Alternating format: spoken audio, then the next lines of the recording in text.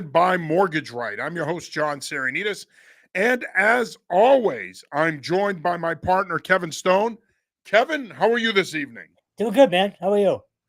Well, I'm doing about as good as I could do these days. I'm hanging in there. Now, we've got a lot to talk about tonight. Of course, week 0 of the college football season just happened. Week 1 of the college football season kicks off this weekend. We got a bunch of college football, local college football at the Division One level coming your way this week. We're going to unveil our first top 17 of the season. We're going to do our preseason team as well, our preseason first team and second team for the upcoming season as well. And we're going to preview all of the games this weekend later on this week on the college football preview show. So plenty of college football coverage coming your way this week. And we're also tonight going to talk about some of the high school scrimmages that took place this past weekend. You had a big one with Barnstable, Springfield Central. You had a tri-scrimmage between Catholic Memorial, Central Catholic, and Everett. Lots to talk about. Foxborough Natick had its scrimmage. So we'll get into some of that as well. Of course, next week, the high school football season kicks off, and then that'll also mark the return of the high school football preview show. Now, before we get into all this, I do want to remind you that if you're in the market to sell your current home, purchase your next home, purchase your first home, or refinance, give our good friend Herb Devine a call, 781-254-2846. You can also shoot him an email at herb@mortgageright.com. With over 27 years of experience, Herb has the knowledge and the know-how to help guide you through this real estate process. If you're ready to go on your real estate journey and you want someone who's experienced and been there before, Herb Devine's your guy. Again, give him a call at 781-254-2846 or shoot him an email at herb@mortgageright.com. He and his team are available anytime, including nights and weekends. All right, Stone. I'm not going to litigate the disaster that was the Patriots Giants preseason game on Thursday night. The one thing I will tell you is this past weekend I was in New York with my best friend for our annual before school starts guy weekend. Saturday night we were at a fabulous restaurant called Blue on the Hudson. It has one of the best views of New York City that you will find anywhere across the Hudson River. The restaurant is known for having the New York Giants coaches and players go there to eat.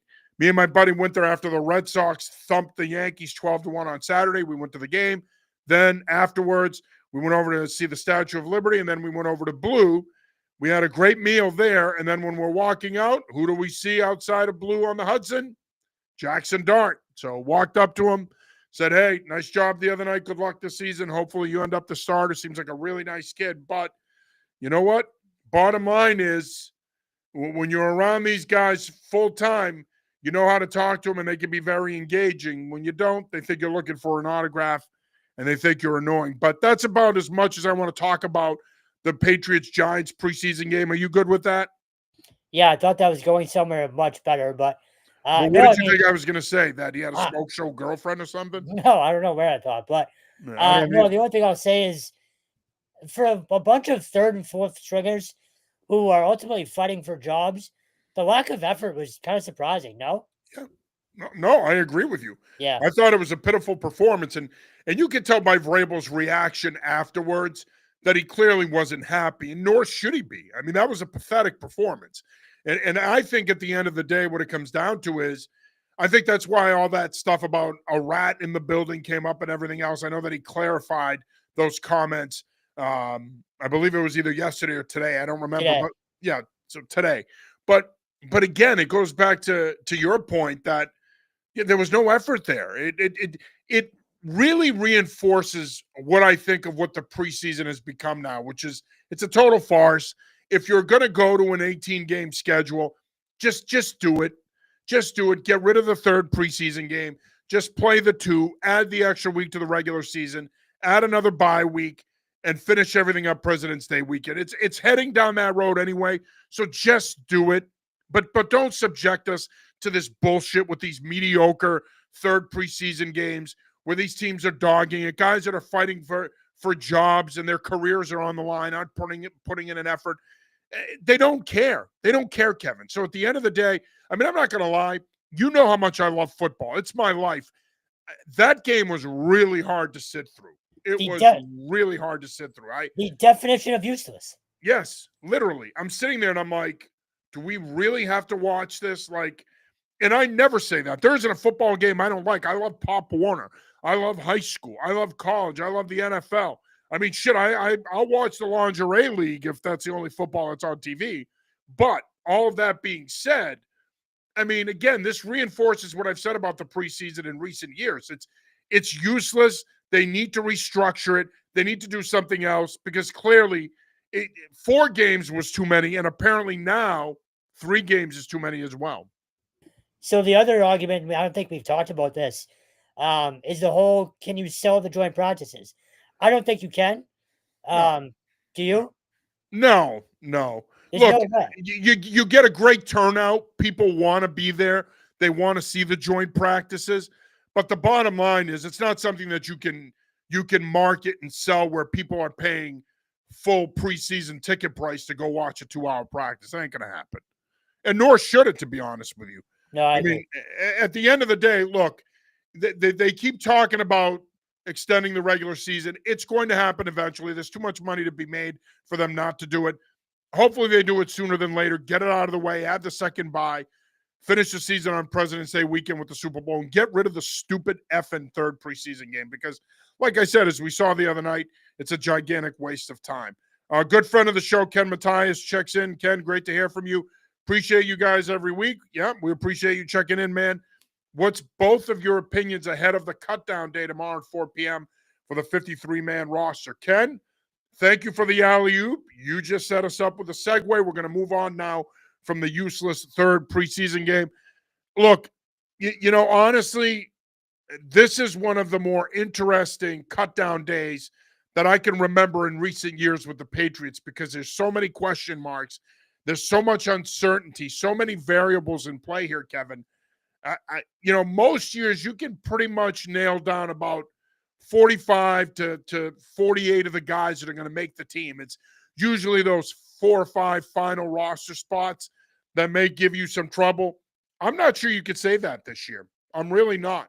I'm not sure you can definitively say these 53 guys are going to make this team. I don't think they know either. No, I don't either. I honestly think it's going to come down to 4:00 tomorrow, or 3:50, whatever they have to officially, set it in so it clears by 4. But look, I mean, where do we start? Receiver, I think, is still in question. It feels like Javon Baker has earned his way with into this roster via special teams, which is kind of surprising. I don't see Kendrick Bourne making this team. If he does, I think he starts on IR. And then obviously the stuff with Jalen Polk came out. So that's still in the air. Offensive line, I have no idea. And this isn't just because of the local angle. I still think Jack Conley has a chance to make this team, at least the practice squad, just in terms of depth and versatility. Alec Lynch, I'm still not sure about. Defensively, Truman Jones, another guy who's sort of on the bubble, but it's sort of made a case to make this team. And I feel like there's a bunch of guys in that, in that same boat. So I don't think that they know what they want to do completely yet until tomorrow. Yeah, no, I agree with you. And I think there's so many question marks, starting with the offense. What do you do at wide receiver? Obviously, Stephon Diggs, Pop Douglas, Mac Hollins, Kayshon Boutte, Efton Chisholm. Those guys are going to make this team. Kyle Williams. Those guys are going to make this team. So that's your top 6. But now, do you carry anyone beyond that? And if so, who is that guy? You mentioned Javon Baker. Yeah, if he makes this team, it'll be as a special teamer, which I would have never imagined in a million years a year and a half ago when they drafted him. But it's probably the only way he can make this team right now. And good for him for embracing that role, too. Yeah, absolutely. And now, Bourne is interesting to me because you bring up a good point that he could end up on IR. It is possible. We've already seen that with Jalen Polk. But I still think he's a potential trade candidate. All of that being said, I could also see him just outright being cut. And because I think, look, he needed to have a good camp. And I know a lot of people really focused on the success he had in 2021 playing under Josh McDaniels in this offense. But he hasn't been the same player since. He tore his knee, of course, a couple of years ago. We know that story. He came back halfway through last season. but I think he needed to have a really strong camp. He needed to really pop in training camp. He never really did that. He wasn't fully healthy. Yes, they could try to keep him around. They could try to keep him around by putting him on IR, but I could also see them trading him, which I think would make a ton of sense because there are teams that need receiver help. And again, to your point, I can also see them just flat out cutting him. He hasn't seen the field. So no. I'd love to trade him, but at this point, nobody knows what they're getting. So it's harder to trade him. Two other guys that just popped in my head that I didn't even mention on the other side, Kyle Duggar and Jabril Peppers. Kyle Duggar, yeah. Peppers playing the other night and Keon White playing the other night was, and I know you're going to make fun of me, it was stunning to see them in that type of game. Nothing beats Kevin Stone hyperbole. I mean, was it not, though? Especially those two guys. No, it wasn't stunning to me because I think Duggar's spot on this roster has been tenuous all summer. I don't think he's a lock to make this team. So my point is, I wasn't surprised that he played into the fourth. We saw it against Minnesota the week before. Yeah, as more well. So Peppers to me. But Peppers, I think, played as much as he did because he needed to get his football legs back. He hadn't really played this preseason. Fair. So it was a good opportunity for him to get to play and just get his legs under him and get into game shape. I don't look at that as his spot on this team is in jeopardy. I just think from a scheme fit, he's a better fit than Kyle Duggar. Jalen Hawkins is a better fit than Kyle Duggar. Craig Woodson is a better fit than Kyle Duggar, period. I think if Kyle Duggar makes this football team, it's going to be like our good friend John Lyons has said. It's going to be in that box safety role a la Adrian Phillips. He's going to have to play some special teams, and he's going to have to be a three-level matchup piece because otherwise he's not making this team. He's not the ideal scheme fit. He's not what they want. They want their safeties to be able to play over the top in single high looks and two high looks.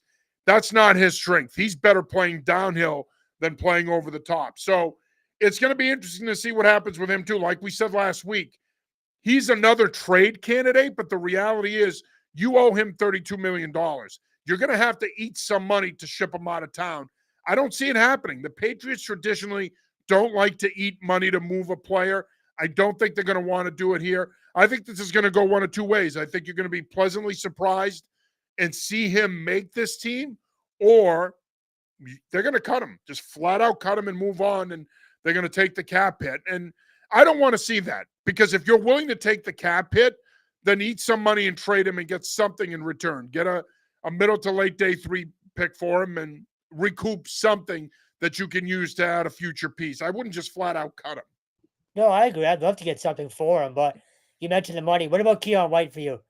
No, I think he's safe. He's fine. I think he's a really good fit in this scheme. I don't see him going anywhere. No, I think he's safe. But were you surprised about the other night? No, I'm not, because again, you're also talking about a guy, as we've gotten to know with White, you're also talking about a guy that I could 100% see going to Vrabel and saying, look, I want to play. Don't sit me out. I mean, they set out 35 guys. Yeah. So I could see him going to Vrabel and saying, look, coach, I want to play. I'm not where I need to be. I want to get into more game shape. I need to play. It's not going to do me any good standing next to you, chewing gum and cheering the other guys on. I need to be on the field. And I think it was more that than anything else. So yeah, I didn't read anything into that. I think it was more of them wanting to get him into game shape and get him to a place where he's comfortable in the scheme. Because that's the other part of this that we don't really know because we're not in the building per se. We don't know what his level of comfort is with the scheme. It could be a situation where he's like, I'm comfortable with the scheme, but there's some things about the scheme that I need to feel better about going into the season opener. Maybe if I get those reps in game situations, I can get more comfortable and be more game ready for week one. So yeah, I wouldn't read into that much. No, that's true. And just to that point, now that you mention it, both Vrabel and Mike Smith, when we talked to him last week, I forget which day, said, he still has some stuff to learn. So, and if you remember right, when Vrabel got hired, Keon White said, I feel like I have some coaching now. Yeah. So he's not, a Drake May position per se, where he's relearning everything, but he sort of is going through a transition too. So that does make sense. Oh, it makes a ton of sense. And so I'm not surprised that he played. Now, ultimately, look, I think, you see them cut Layden Robinson yesterday, which, by the way, is an indictment on that 2024 class. Polk is on IR. Baker is on the bubble. Dial is out with a torn ACL. They already cut Layden Robinson, a guy, by the way, who started 11 games for this team last year. Let's not forget that, at both right and left guard. They cut him with an injury designation, but the bottom line is, all of a sudden now, that 2024 draft class, and that's on Elliott Wolf, that was his draft class, outside of Drake May, it's not looking pretty right now for that group. No, it's embarrassing. And it's exactly what we talked about the last 2 years and why this draft was so important. You need to start getting some guys that are going to be on, second and third contracts. You don't have it right now. Like, you really don't have a nucleus. No, and to your point, you see it in their depth. They have no depth. They're screwed. It's a lack of depth. They have no depth, and it shows. And it showed the other night. And again, you're also playing a lot of third and fourth stringers. So let's not forget that. But when it comes to your next layer, your next group of guys, your twos, there's not a lot of quality depth there. And that's a byproduct of the fact that Belichick drafted like shit his last 5 years. This draft doesn't look like it's going to yield much of a crop either outside of Maine potentially. So again, there's not a lot there, man. It's going to take them a couple of drafts to really restock the depth chart. I was just going to say, if you're Ryan Cowden, you're licking your chops right now, because the more that 2024 class, the one that doesn't exist pretty much, the more that looks, or the worse that looks on the resume for Wolf, the better chance you have of him not being in the building pretty soon. So, yeah, I don't know if I'd go that far. I mean, I think a lot of that will depend on his vision versus Vrabel's vision in their relationship. Sure. But I'm not going to argue your point, which is you're right. It doesn't look good for him right now. It's a bad look. And look, 2024 was all about Elliott Wolf. This was his team. He made the personnel decisions. He hired the majority of the staff. He was the one with the Rolodex that had the contacts to bring guys in. And so I think at the end of the day, yeah, it's going to be an indictment on him. And right now, like I said, it's not looking good. It's not looking good. And I think a lot of it is the fact that, again, if they're willing to cut Layden Robinson, a guy who 10 months ago, you probably would have said, this guy's got the potential to be a possible long-term starter for this team. It's not looking good. And let's not. Caden Wallace, too. Yeah, you just took the words out of my mouth. Let's not forget about Caden Wallace. He's not a lock to make this team. He could very easily be cut by tomorrow, and he could be brought back on the practice squad. But here's a guy who was playing right tackle, left tackle at times last year. Now he's a guard. He was repping in the beginning of camp. Then he started to fade. We didn't see him as much. I think he's in a very precarious spot, too. Just while we're on the offensive line, how did you handle the news of City So not being around anymore? Your fellow Habs fan. Heartbreaking. I mean, because I can't talk blue, blanc, rouge with him in the locker room. No, in all seriousness, look, unfortunately for So, he started to fall out of favor last year. 2 years ago, he played a bunch. Last year, he fell out of favor. You didn't see him play as much. He was repping mostly with the threes in camp. It's not a surprise to me. I could see a scenario where, because he could potentially play some right tackle and guard for you, I could see a scenario where they re-sign him and he ends up on the practice squad. But it doesn't surprise me. I mean, again, this speaks to how poorly Belichick drafted the last 5 years he was here. You think about that draft, he's gone. Jake Andrews is gone. Antonio Mafia is gone. I mean, that just speaks to how poorly they drafted. And again, I mean, you go back to 2022. Cole Strange, he could be gone after tomorrow. Tyquan Thornton, gone. Everybody's jockeying him because he caught a 58-yard pass from Mahomes the other night.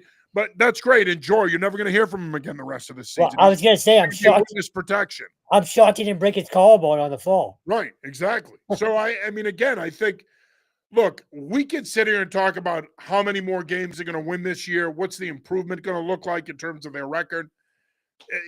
They did a lot in free agency. They certainly upgraded the roster. The talent is better. But I think at the end of the day, this is still a team. I think we have to rethink how many more wins we think they're going to have this year, because for a lot of the folks out there that are super bullish that are talking about a 4 or 5 win improvement, I don't know, man. People might have to rethink that. That's a big jump for a team that has a good, not great first layer and then has no depth. That might be too big a jump. I don't care what their schedule is. It's funny. I'm still sort of in that boat, though. I look at, and I know it's hard when they've been so bad for so long to say, they have an easy schedule, but I really think they do. Now, the first 2 games, you're going to learn a lot. Don't get me wrong, especially with that pass rush in Oakland, with Vegas. But and then going to Miami is always a problem. So you're going to find out early about this team. Yeah. Listen, the Raiders will be better. One thing we know about Pete Carroll, he can coach. We know that. He's got a good staff there. Now, I don't think you got to deal with Geno Smith, Bowers, and Genti. I think that could be a really tough trio to deal with. I think the Patriots are going to get theirs offensively, though, so I could see them winning that game. We all know Miami's a house of horrors for them. That's well documented, and now you got to go down there second week in September where it's going to be in the 90s with a humidity that's in the same range. That's going to be a problem. And look, say what you will about Aaron Rodgers. He's washed up. He's not washed up. The Pittsburgh Steelers are always well coached. They're talented. They can get after the quarterback. They're going to play mistake-free football and offense under Arthur Smith, their offensive coordinator. That is by far no bargain. That's going to be a tough game for them to win. So, anybody who has these delusions of grandeur that they're going to get out of the gates 3-0, I would rethink that logic. I could very easily see them 1-2. I don't think they'll be 0-3, but I can easily see 1-2. Well, that Pittsburgh game, especially if you don't have a healthy Gonzalez yet, you're going to deal with DK Metcalf. Yeah. So, you're right. Yeah. No, again, I think, and I'm not basing all of this on Thursday night. I know sometimes it's easy to get caught up in the moment, but I just think when you look at this football team right now and where they're at, I mean, again, if this team goes 9-8 this year and they're in playoff contention until the last week of the regular season, Mike Vrabel will be in Coach of the Year contention because I'm not sure in retrospect they're going to be as good as I thought. I just think there's still too many holes there when you talk about some of the positions and who's going to start. But then the other part of this is, again, the lack of depth is really, really concerning. Of course, there's a couple of other guys to keep an eye on tomorrow. Anthony Jennings, what do they do with him? I think he makes the team ultimately, but what do they do with him? He could be a potential trade piece. And then you have some other guys as well, some other veterans that are worth keeping an eye on that could potentially be on the outside looking in. I mean, you know, tight end position, you've got Hunter Henry. You figure Austin Hooper is going to make the team, but you never know. I mean, they really like Jack Westover. It looks like he's going to make the team. He's versatile. He can line up at fullback a little bit as well. But, you know, if they think they can get somebody like a CJ Dippre onto the practice squad, they'll do that. But I wouldn't say that Hooper's a lock to make this team. I think he's a pretty strong bet. Yeah, but a guy like that could be a surprise cut. Don't forget about G. Scott, who's made some plays. And he's still on the roster. Yeah. He's had a good camp. No, that's what I'm saying. I don't think they'd bring Hooper back in the offseason unless they plan on keeping him. Yeah. But, again, a guy like G. Scott could supplant him. Yeah, and he had a really good playoff run for Ohio State at the beginning of the year in the college football playoff, so he's been pretty impressive. Ken checks back in. Is there a chance that they will be adding to the quarterback room? Yeah, I do. I think there is a chance that they could add to the quarterback room. I also see a scenario where Ben Woolridge ends up back on the practice squad, but I could see them trying to add a third quarterback, maybe not your prototypical veteran, but maybe adding a third quarterback with a little bit more experience. I really hope so. I know I've been on this for a while, and I know you don't feel the same way. I don't think they're good enough to back up quarterback. Obviously, if you lose Drake May, you're screwed either way. But, man, I'd much rather a different guy in there than Josh Dobbs or Ben Woolridge. But it is what it is. It's the backup quarterback position. I actually had this conversation with a buddy of mine the other night, and we went through the depth charts of each team. It's ugly. It's not. Who are you going to replace Josh Dobbs with? Because I'm going to tell you right now, on paper, he's probably one of the best backups in the league. I know, and I was surprised when I started going through it. Case Keenum came to mind as one guy. I'm trying to think. The Giants have 4. Tommy DeVito could potentially be a guy that's on the outside looking in there. And maybe you bring in Stellato's boy Cutlets. I mean, who knows? And you never know. If Brosman doesn't make that Minnesota team, I think he will. But if he doesn't, I'd love to see him here too. Yeah, no, Brosmer, I think, makes that team because Yeah. otherwise I don't think they trade Sam Howell.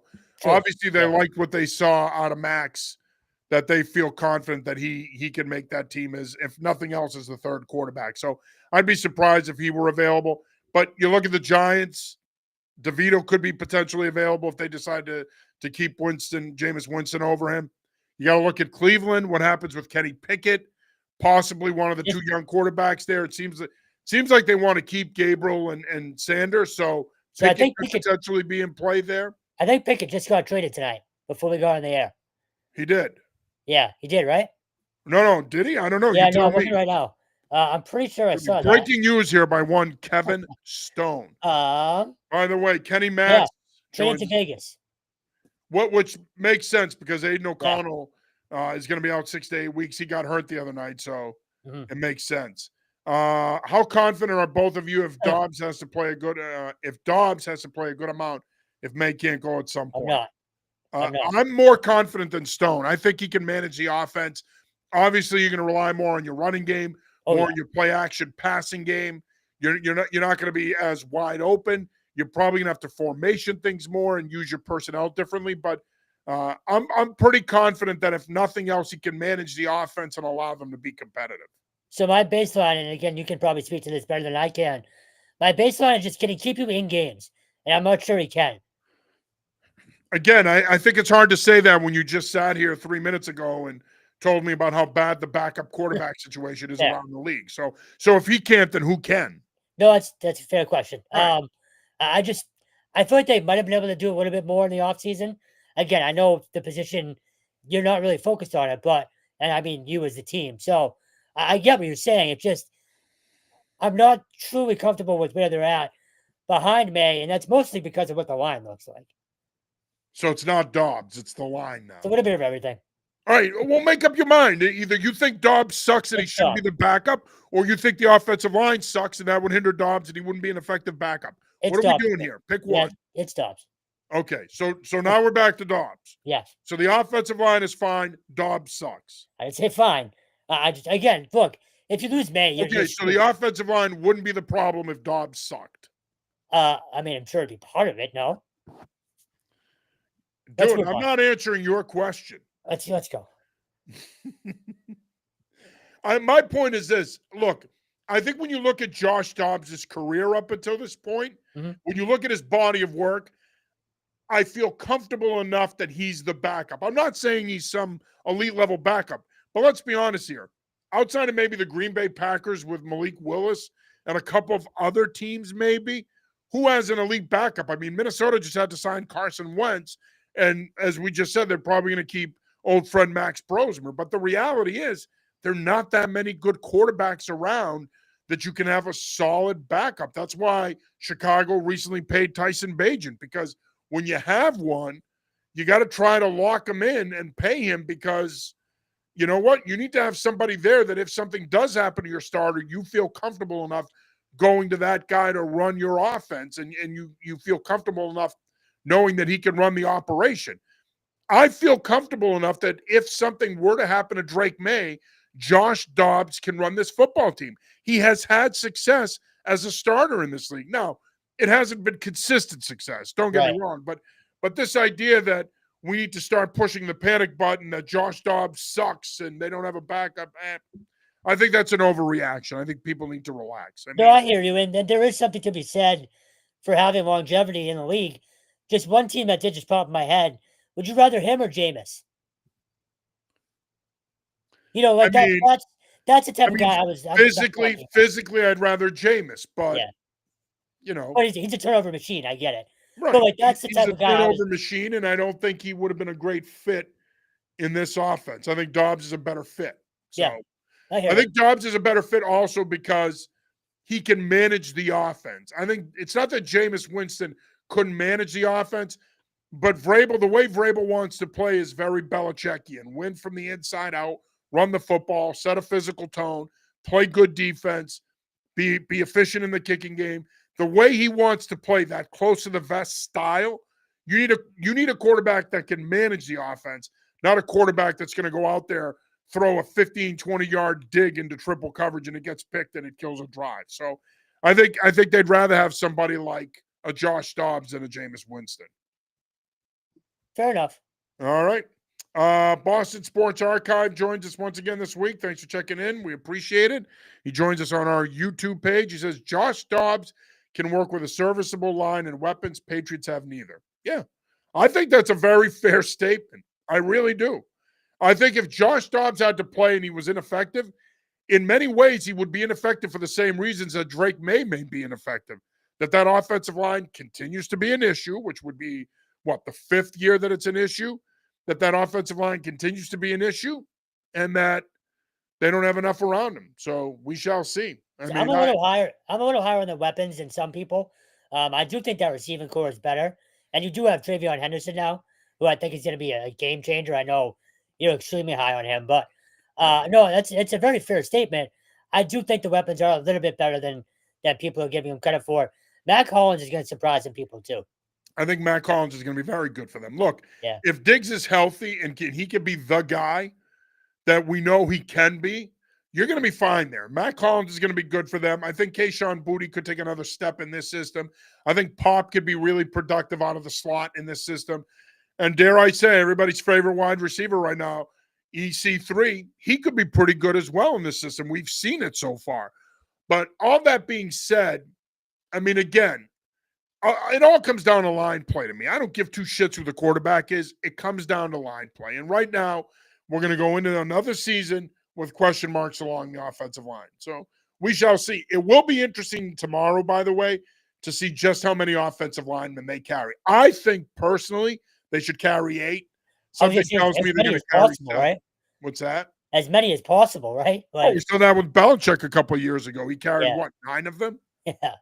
I mean, I think it was even more than that. I think it was more than 9. I think it was double digits. But the bottom line is I'd carry 8. I think you're going to need, obviously, your 5 starters. And I think you need 3 backups with swing capability. You need somebody that can play center guard. You need someone that can play both tackle spots, which I think that's going to be Marcus Bryant. But I think in the end, I wouldn't just carry 7. I think you need to carry 8. Now, one thing we know about Vrabel and Terrell Williams is they're probably going to look to carry that extra defensive lineman, either interior or edge. And I get it because they want to rotate a bunch of guys there, depending on personnel packages and stuff.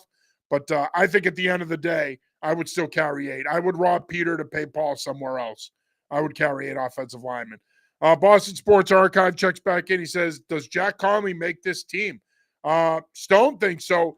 I don't think he does, but I think he ends up on the practice squad. I just think versatility-wise, he gives them, like you've mentioned, that flexibility. Look, someone's going to go down, right? Like Garrett Bradbury is not going to play the whole year. Morgan Moses is not going to get through the whole year. I do think Morgan Moses has had a pretty good track record of staying healthy, though. Fair, but he's also, 35? Like, I just don't – I hope I'm wrong, but – Look, I'm going to say something that may come off as a bit dickish, but shocking. Look, I love Jack Conley. I know, and I'm going to sound unprofessional here, but I'm not a Pulitzer Prize winning author. I'm never going to be journalist of the year. Okay, I'm a football coach who writes and talks about football. I'm a football coach at heart. That's what I'm always going to be. End of story. I'm never going to fancy myself as being the next Wright Thompson. All that being said, I love Jack Conley. I've loved him at New Canaan, loved him at BC. One of the things I've seen this summer, though, is I don't think Jack can play tackle in the NFL. I think if he sticks, it's going to have to be at guard. Now, can he play right tackle in a pinch spot start? Yes. But long term, for him to stick in this league, I think it's going to have to be inside. I just think it's just a different game for him speed-wise on the outside. Forget about left tackle. So it's either going to be right tackle or guard, but I think long-term he's a guard based on what I've seen so far this summer. Can he – I'm trying to think the best way to put this. Is that all learnable? Like, can he – sure, he can play guard, but can he ultimately turn into a serviceable tackle, or is it just you are what you are at this point? It's going to be those – look, here's the problem for Jack. How do you handle those tilt 5s? How do you handle those wide techniques? And how do you handle them in those second and long, third long situations? That's really what it's going to come down to for him. If he can prove, and I haven't seen it so far, but if he can prove that he can handle those guys, then he has a shot at playing out there. But if he can't, I do think he's big enough, strong enough, stout enough that he can play inside and be a player that can win at the line of scrimmage and vertically off double teams. I just don't see it on the outside because, again, we're living in a world now, and we're going to see this from the Patriots as well. We're living in a world now where teams are playing those guys out wide. They want to create advantages one-on-one with their pass rushers. If you're not athletic enough, you don't have the length and the footwork, which he has the length. But if you don't have the footwork and the athleticism to match up with those guys, it's really hard. Do you put any stock into the past relationships with him and Vrabel and Marone? I know it doesn't, win you games, but having that familiarity, knowing what you're getting on a team that you don't know where you're on the O-line. I put a lot of stock in that. Do you? No. I think it has benefit to the player. I don't think it has as much benefit to the organization. And ultimately, what I'm saying is if Vrabel and Marone don't see enough value in Conley, he's not going to be here. That benefits the player more because he's a known entity to them. But if that's only part of it, if it doesn't translate onto the field, whether it be practice or in these preseason games, and he's not showing that he's getting better and that he can play at this level, then they're going to move on. It's not going to be a deciding factor as to whether or not they keep him. I'm sure if you ask them privately one-on-one, they would tell you he's a great kid. But this is a business. It's a bottom line business. It's a player production business. If he's not producing, he's not going to be here. All right, Ken checks back in. It's been quiet on the Gonzo front. Do you guys know if he will be available for week 1? Although they did say he will. I think so. I mean, this is also quiet season, especially until you get through this round of cuts tomorrow. Teams tend to be very coy this time of year. I always found it stupid that teams wouldn't announce starting quarterbacks, especially in the NFL. There have been various points throughout the years where teams had a quarterback competition and they would wait until later on next week to announce. I think it's idiotic. My guess is he plays. I know I haven't heard otherwise.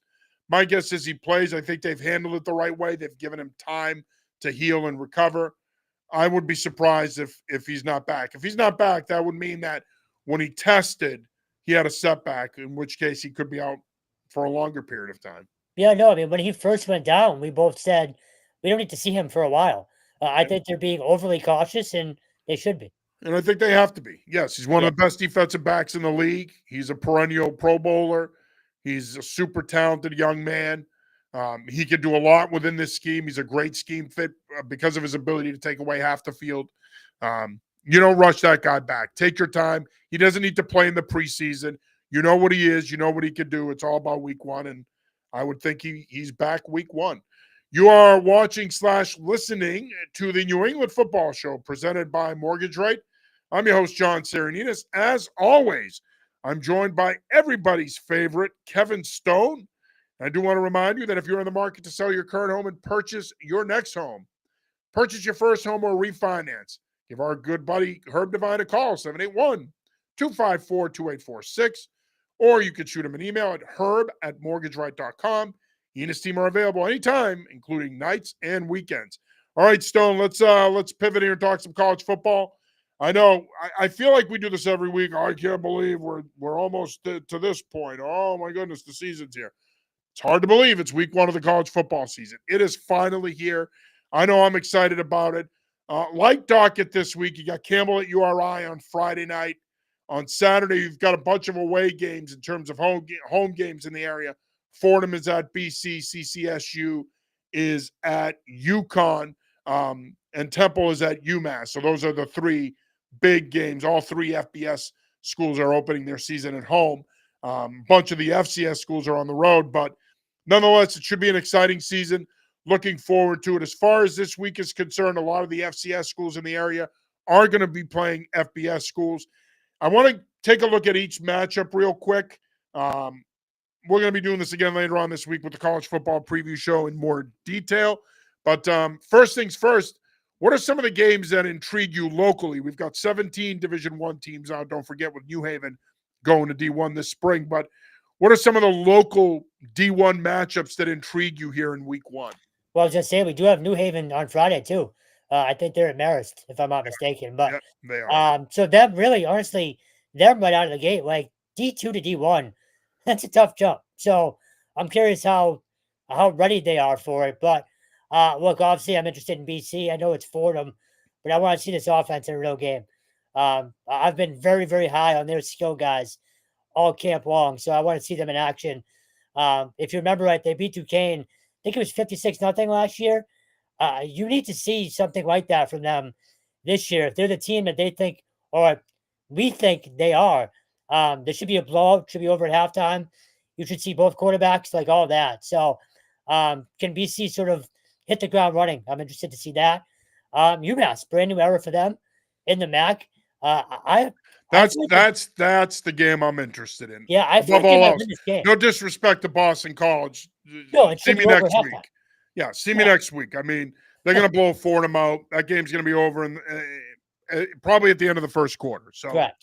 talk to me next week when they play Michigan State. Same thing to a degree with UConn, although Yeah. Coach Lechtenberg will have Central Connecticut State ready to play. I was So going to I'm say, not that's sure going I'm ready to write them off, but that Temple UMass game is the one I'm watching for week 1 in the area. No, that CCSU game I could see being, somewhat close in the third, fourth quarter. And then UConn maybe pulls Well, away. to your point, UConn's breaking in a lot of new starters, and while Yeah. while you have Joe Fagnano back, and while you have Cam Edwards back and Skylar Bell back, you got some new faces up front along the offensive line, specifically at offensive tackle. A lot of new faces along the front seven. So CCSU brings back an experienced team. I could see them hanging around at least for a half and making it competitive. The cream does rise. Obviously, UConn's a more talented team, but that could be a more competitive game than we think. Again, Fordham BC is not going to be competitive. That game's going to be a blowout. But going back to what you were saying, that Temple UMass game, super intriguing to me. Yeah, there's so many unknowns with them. And opening at home, I think, is huge. Like, if they were starting this era on the road, people would be into it, but they're away, right? Like, they're not in the vicinity. You can't get that true home buzz early on. You're going to know what a Joe Harris-Simiak team is like right out of the gate. I have a feeling they win this game. I really do. Honestly, it's a battle of first-year head coaches. Casey Keeler, who's longtime successful FCS coach, he's taken over at Temple. I'm with you, man. I really am. And look, I'm not trying to jump on the UMass hype train here. No, it's just a gut feeling. I just that Temple program has struggled the last couple of years. I think that Harris-Simiak and his staff did a really good job reshaping the roster. They really upgraded the talent. I like Brendan Rose at quarterback. He knows Mike Bajakian's system. I think he's going to run it well. I think they're going to run the football. I think that their goal is to set a physical tone. I think you're getting this Temple program at the right time. It's there's going to be some familiarity there. I mean, Keith Dudzinski, who was here the last few years with Don Brown, he is at Temple now as linebackers coach. So there's going to be some familiarity there. But I think this is a prime spot for UMass to get off to a good start here. And again, look, it gets tougher after this, right? They got to go to Iowa. They got to go to Missouri. But if you can get off to a 1-0 start, and I've said this all offseason, I know that they've struggled in recent years with the MAC. Every time I say that, invariably somebody comes on me, what the hell are you talking about? Have you not been paying attention? They suck against the MAC. Nah. Look, I understand that. But the MAC, in my opinion, when you look at it on paper going into this season, you have a lot of new head coaches in the conference. You have a lot of change. And I think when you look at their schedule, Kevin, I think some of those MAC games are winnable, man. It would not at the end of the year. And listen, whether it was Walt Bell, Don Brown, we've always tried to be honest, but also positive about the state of affairs at UMass, right? We've always done that. That's always been a thing with us. And we've ended up getting kicked in the nuts for it. I get it. But when you look at where they're at right now, I feel pretty good. And again, I may end up getting kicked in the nuts in November, but I feel pretty good about this team potentially being a 4 or 5 win team. I really believe that. For me, and I'm with you there. that max schedule, those Tuesday, Wednesday nights, there's a lot of uncertainty around those games, right? Like Bowling Green comes here for yeah, the regular season finale the week of it's Thanksgiving. it's a Eddie weird week. George, first-year coach. You can't see if UMass is relatively healthy at that point, and let's say they have 3 or 4 wins under their belt. You can't see them finishing the season off on a high note, beating Right, Bowling Green here. I can. that's what I mean. The way the MAC works, that's why those games are called MACtion. They're unpredictable. The weeks are weird. There's weird Yeah. turnarounds. You Yeah. never know. So I think those type of games, those Tuesday, Wednesday nights, they might benefit UMass more than many teams just because of the uncertainty of their program. Yeah, you're going to have film, but you don't know what their turnarounds are going to be like. Maybe UMass is a good team at bouncing back on a short week or something, along those lines. So I'm not ready to chalk up losses for them this year unless it looks really bad, obviously. I do think the schedule plays a big factor this year for them. It does. And that's my point. And that's why I really feel you can be bullish about them. I think if there was ever a year for the UMass faithful to be somewhat bullish, and if you go back to year 1 of Don Brown, I think there was a lot of hope there, right? But a lot of people were especially bullish about that year 2 team. I think a lot of people thought, all right, year 1, it's going to be a little bit of a honeymoon phase. He's going to have to reshape the roster. He's going to have to get rid of some of the guys that weren't carrying their weight that were here that Bell brought in. But once those guys are out of the program, once he has the support he needs, he'll get it going. And I think we were all pretty bullish about that. Then when it didn't happen, you're like, okay. But I really do think when you look at where the MAC is, when you look at where UMass is right now, and again, I've said this all offseason, this is not a knock on Coach Brown. We love Coach Brown. Okay, he's a legend, not just around here, but in the game of football. He's one of the greatest defensive minds of the last 50 years in this game, okay? No one loves him from a media perspective as much as we do. But he was very good to us, always good with his time. I mean, we love the guy. All that being said, I do think that the setup at UMass right now is a little bit more conducive to having success. And I could see Harris Simiak and this staff capitalizing on that and having more success than we've seen in recent years. Ken checks back in, going back to the Patriots. Will Carlton Davis be ready for week 1? He's been practicing. I would assume so. He played in the Minnesota game. I mean, I'm more worried about him than Gonzalez, I'll tell you that. Yeah, we'll see. Boston Sports Archive checks back in. UMass could be undefeated going into Iowa. Yeah, they can. Look, and again, Temple could very easily come in here on Saturday and take care of business. I'm not taking anything away from the Owls. And Keeler's a good coach. He's going to get them going.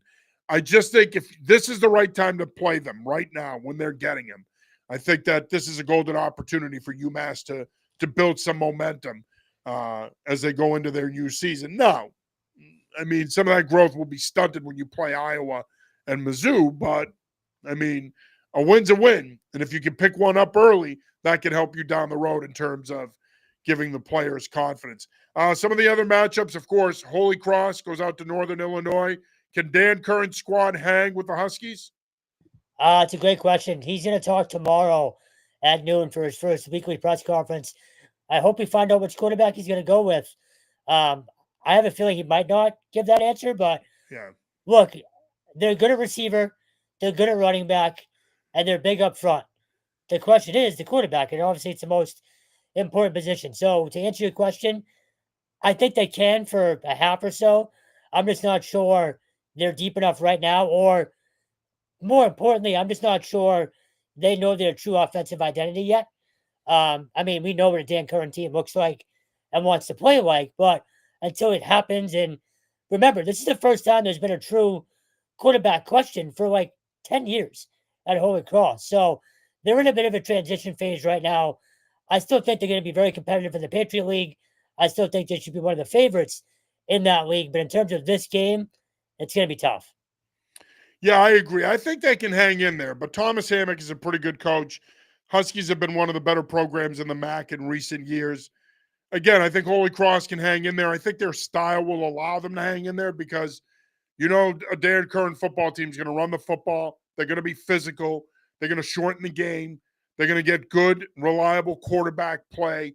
The defense is going to play hard. I think, again, in the end, Northern Illinois will be the more talented team, and I think that will prove to be the difference. But I think Holy Cross can hang in there with them. Looking at some of the other matchups, Maine goes down to Liberty. Again, the one thing with Maine is we saw this last year. They played pretty competitive football on the road. Look, Jamie Chadwell is a good coach. That Liberty team plays fast. They play up tempo. They can really play whatever style you want them to play. They can spread you out, play fast, and throw the ball. But they are also really good at running the football and running the quarterback. Maine's going to have their hands full with this one. Of course, Jordan Stevens met with the media today. Why don't you tell our viewing audience some of his thoughts on this week's matchup? Yeah, it's funny you bring that up. He talked about being on the road last year. And if you remember, I think last year was the Oklahoma game, where they lost, obviously, but it wasn't as ugly as people thought it might be. And then obviously they had the upsets. I believe it was Villanova and Delaware, if I'm not mistaken.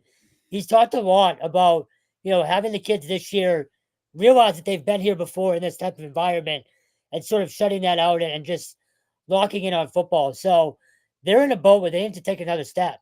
Last year was a huge step for them. Can't regress this year. Again, they don't win this game, I don't think, but you can't get blown out. We've talked a lot about this with UMass in the last 2 years, right? Like these type of games, you can't just get blown out. If you are going to take that next step, it's got to be competitive at least for a little while. So ideally they keep it close and it's not like a 56-10, oh no, here we go again type of game. Yeah.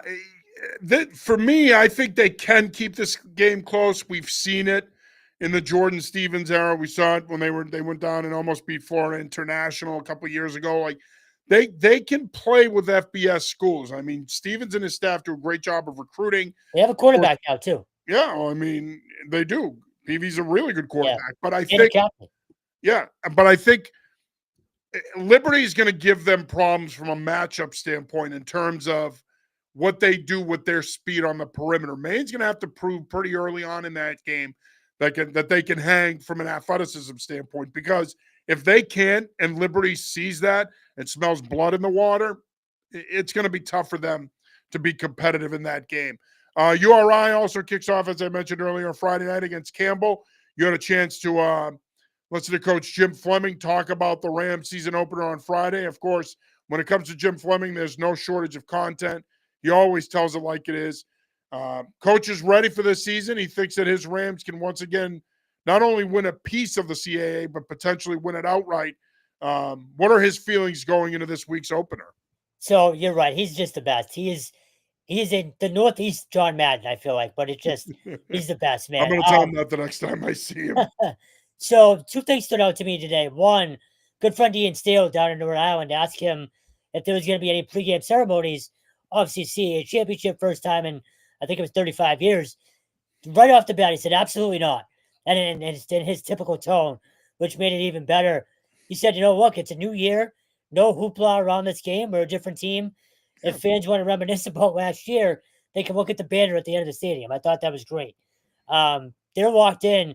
I also asked him, and I've been on this for a while now, a lot of his players have been talking about national championship. And you don't hear, you don't want your team looking that far ahead. You usually have coaches kind of pull back the reins a little bit. I asked him today, do you want you guys talking like that? He said, look, we mentioned it once, but we know it's a long road. So he's okay with them thinking it. They're not going to keep talking about it, which is good to know. Because obviously the first few media days, how many times did we talk? The word national championship has been thrown around a lot by that entire program. And I found it surprising, but in typical Fleming fashion, it's been addressed, but it's not going to be, it won't be overkill. So they're to me, they're the best team in the area right now, besides BC probably. So I think they're going to be the most fun team to watch. They have the most depth, in my opinion. I'd be surprised if they're not right back at the top 2 or 3, or if not 1 in the CAA and competing for another playoff spot. Yeah. No, they'll definitely be. They're among the favorites. Obviously, they were the preseason favorite to win the conference. The coaches poll had them at 10. They got to get off to a good start Friday night. I think it's paramount. One thing with this URI team that I will say, They've played a lot of close games the last few years. Got lucky last year, too. Yeah, and look, I could see this being another close game. Campbell is a skilled team. They're a talented team.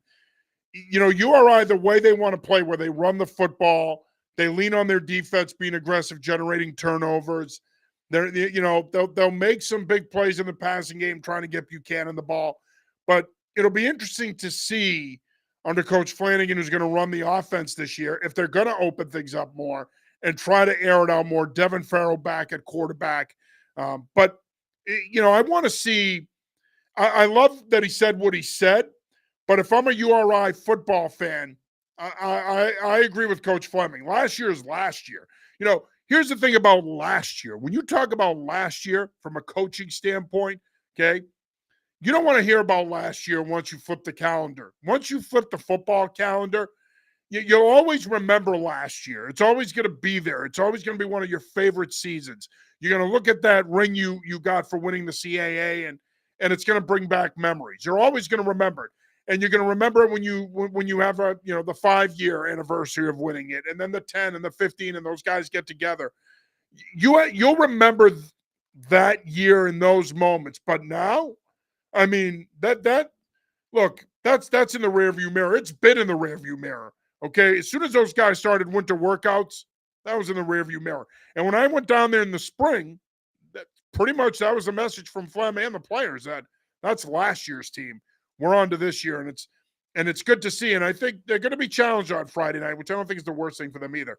New Hampshire is on the road at NC Central, who won last week. They're 1-0. North Carolina Central, I should say. Should be a tough matchup.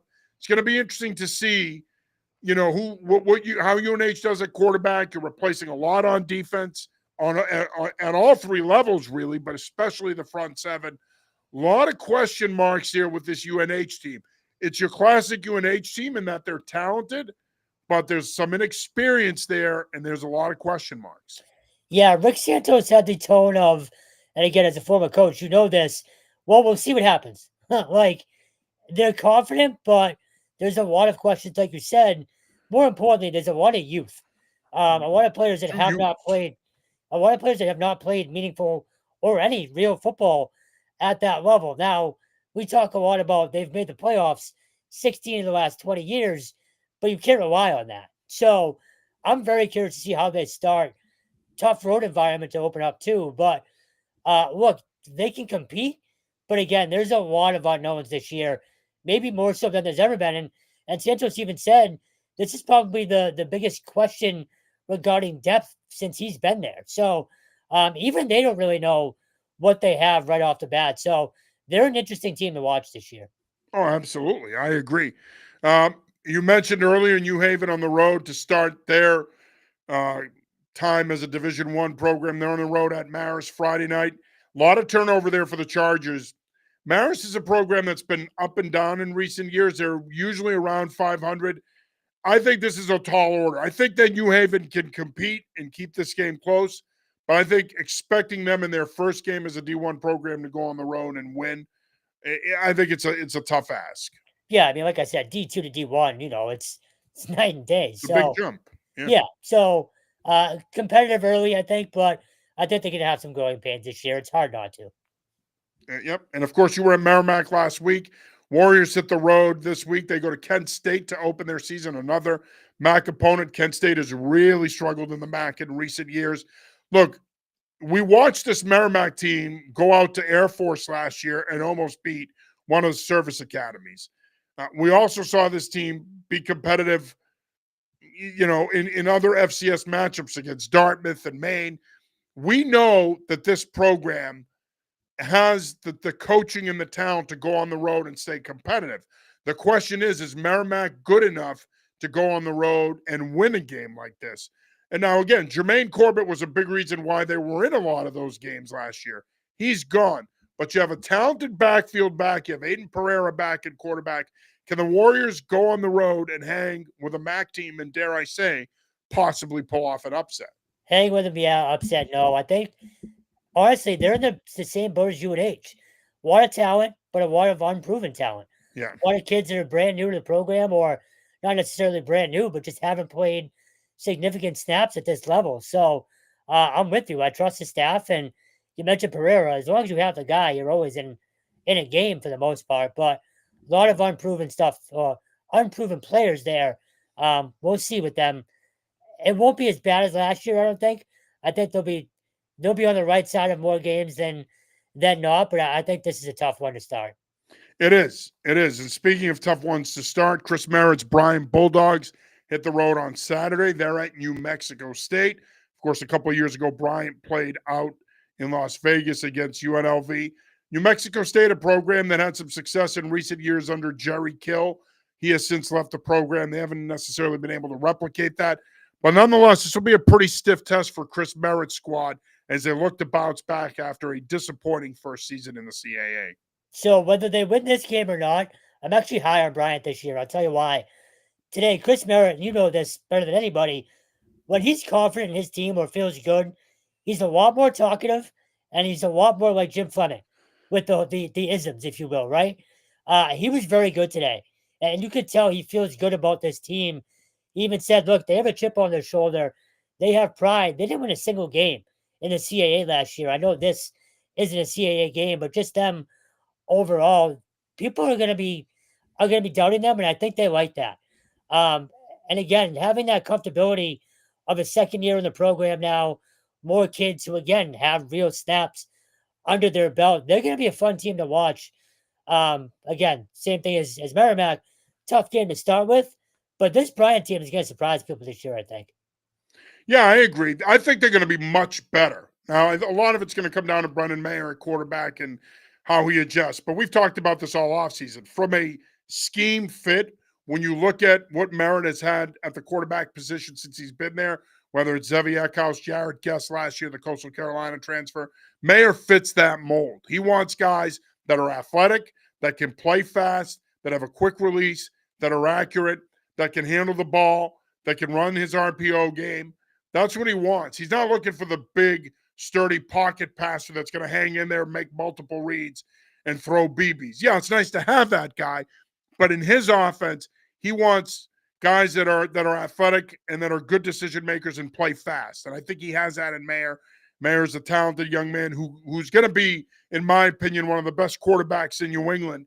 And by the time he's done, we're going to be talking about him the same way we were talking about Zevi Eckhouse a couple of years ago. I think he's that good potentially. And finally, you have Stonehill and Sacred Heart. Stonehill visits Sacred Heart on Saturday. Big season for Mark Knopfler's Pioneers, coming off a 5-6 season last year. Of course, they won the inaugural Yankee Conference Trophy, beating Merrimack 38-28. When you look at this Sacred Heart team, they're built the way Knopfler wants to play. You know, they're never going to dazzle you offensively. They're not going to score a ton of points, but they're going to be fundamentally sound. They're going to be tough as shit, and they're going to play really good defense. And I think he has that type of team this year at Sacred Heart. It's not a make or break. It's the opening game. Massive matchup for both these teams. Huge, especially for Stonehill. I was just coming going to off say. the year they had last year. This is a big one for the Skyhawks. Yeah, and again, talking about Merritt being confident, during media day, and Avon Fernandez was over at Stonehill for us the other day. Eli Gardner feels very confident in this team having, again, that experience and those extra reps, those snaps under their belt, and then going to Sacred Heart. They've been doing a good job of sort of building things back up from where they were after those couple down years. So, again, you don't want to put too much stock in to opening day, but it's a big spot for both those teams. It is. And look, I mean, I don't care who you're playing. I don't care if they're a local opponent, a national opponent. At the end of the day, you want to get off to a good start. It's important. Winning that first one it's always a great feeling because it really gives you hope for the season and what's to come. And obviously, a season is like a roller coaster ride, right? It changes. You have ups and downs and injuries and inconsistency and all these things. It's a lot to navigate. But if you can win that first one, it leaves a good taste in your mouth and it sets a tone for the rest of the season. This is a big one for both programs. Of course, the Ivy Leagues just opened up training camp. They open up third week of September, so they're not underway yet. But like I said, they just opened up training camp, and we'll have more coverage of the Ivy League programs in the area as well. Let's pivot here and talk some high school football. Obviously, the high school football season is underway. You've had a lot of scrimmages over the course of the past week. There were a couple of notable ones. Everett, Central Catholic, and Catholic Memorial had a tri-scrimmage. But from what I've been told, I mean, obviously CM is CM. They looked really good. Kais Flannery looked really good. Ramar Thomas, man, I'm telling you, get to know the name. He's already committed to BC, but he is a special talent. I think John DiBiase is going to get him the ball in a myriad of ways. Central Catholic looked good. They had their moments. I think Coach Sexton has a pretty good squad coming back. Caden Smith at quarterback, really good young skill group. They're a young team, but they're a team, when you look at their schedule, they play Zavarian, they play Bishop Hendricken. They're going to challenge themselves. Of course, they're in the MVC, which is a tough conference on its own. But, they had their moments. They looked pretty good in spots. Rob DiLoretto, look, that's a young Everett team. DiLoretto's an Everett guy. He's already been the head coach there. He's had success. He's going to have success again. It's going to take some time, but I think the Everett faithful are going to need to be patient. I think that's going to be key. Our Tyler Amaral was at the Springfield Central Barnstable scrimmage. He was very impressed with Barnstable. Look, D3 is loaded this year. That Barnstable team is going to be pretty good. I know when you think about D3 and the realignment in Massachusetts, everybody's talking about King Philip and Mansfield and North and Milford and Reading and Marshfield, but people better pay attention to this Barnstable team. It's going to be a pretty good team. They gave Springfield Central all they can handle. Springfield Central obviously has big play potential. You got Jarrett Stainback at quarterback, Isaiah Rogers. Good offensive line led by Gavin English, but defensively, it looks like they have some things that they need to work through. But I think when the dust settles, they're going to be in it in D1. They are every year. Bill Watson does a great job there. Got some good reports from the Walpole Bishop Fian joint practice. By all accounts, that went really well. Both teams had a good showing. It went well for them. Foxborough Natick had a really good scrimmage. Got a good report on that one. Natick, very impressive, especially up front. Of course, they bring back Whalen. A good offensive and defensive line. I think they're going to be tough to play against. They got two quarterbacks that can play. They got a good skill group. So they'll be a team to watch in the Bay State League. King Philip was away at camp this past week. They scrimmaged Bonnie Eagle, a traditional Class A power in Maine. Good scrimmage as always. Bonnie Eagle's a good football program, and it's a good test for King Philip while they're at camp. The Warriors are going to be scrimmaging Canton tomorrow, so that should be a pretty good scrimmage. And then they have St. John Shrewsbury on Friday. There's a bunch of good scrimmages coming up this week that I think are going to be a good barometer and give people a pretty good idea of what we can expect this season. Yeah, I mean, it's crazy to think opening night is a week from Friday. Well, maybe even a week from Thursday. There might be some Thursday night games. There'll be some Thursday night games, yeah. Yeah, that first week. So it's go time, in the words of Mandelbaum from Seinfeld. There you go. Couldn't help yourself. You had to get that Seinfeld reference in. Although I will tell you, I think you've been slacking lately, though. No Coach Applebaum references. You need to pick it up. Wait till Saturday. Listen, if Coach A is watching this show, he knows that we reference him every week. He's our guy. You got to make sure that we're getting our obligatory Coach Applebaum reference in there. I mean, he is one of the best offensive line coaches in football. We got to mention our guy. So if Jack Conley makes the team tomorrow, I'll make sure I put something on Twitter from Applebaum. As you should. Feel free to shit on me as well if he makes the team. So, by the way, did you like my doppelganger comp for you? Then you know. Yeah, I was always funny. It caused the stir of the night. So nice job, dude. Embrace it. I look like Fred Flintstone. I don't hide from it. It's not a bad one. No, it was funny. I've seen it. I've gotten that before though. I actually dressed like a leprechaun for Halloween years ago. So. I literally think you're the Notre Dame logo come to life. My bank account would say otherwise, so that'd be nice. How do you know? I mean, we don't know if the Notre Dame mascot gets paid, let alone get paid handsomely. Well, fair. Yeah. But yes, I just to go along with that. Yes, I dressed like a leprechaun probably 10 years ago now. It was actually a really good costume. Stone is magically delicious. Any final thoughts here? No. Let's just get to the regular season. Yeah. No, it's here, man. It's go time. Yeah. All right. Well, Kevin, thanks as always, brother. Good stuff as always. Appreciate your time as always. And That's it. That's it for this week's episode. College football season kicks off this week. Next week, we got high school. We got the Pats. Like I said, it's go time. Let's go, to quote the great Tom Brady. For Kevin Stone, I'm John Sarianides. We will be back with you next week. Until then, be good, be safe, and get out there and watch some of these scrimmages and get out there and catch some of the local college football games this weekend. It's the best time of the year. Enjoy it. Till next week, peace. See ya.